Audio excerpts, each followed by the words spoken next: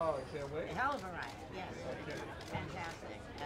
I'm really looking forward. We've got two more.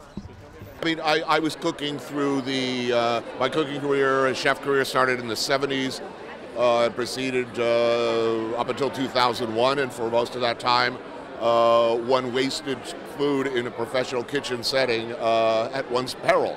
Right. You know, it's the whole business model, the whole system that I came up with abhorred waste, encouraged us to make the most of every ingredient, and so to see that between 25 or 30% of all the food we manufacture and raise in this country ends up thrown in the garbage, I find that personally offensive.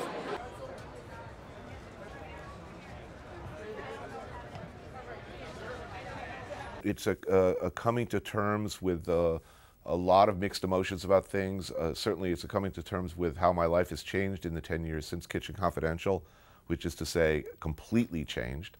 I went from a guy, broke, had been broke, never insured, never owned anything, perpetually in debt, hard-working guy, to overnight the guy with the best job in the world, with the freedom to travel around the world doing anything he wants and get paid for it.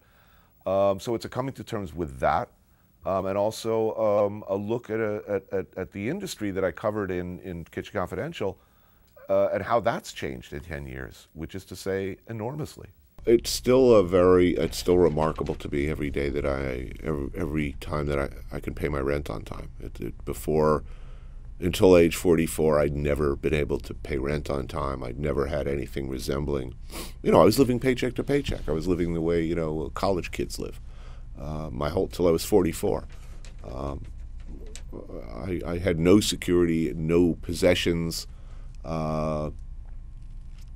never owned a car, never had health insurance, and I was pretty set.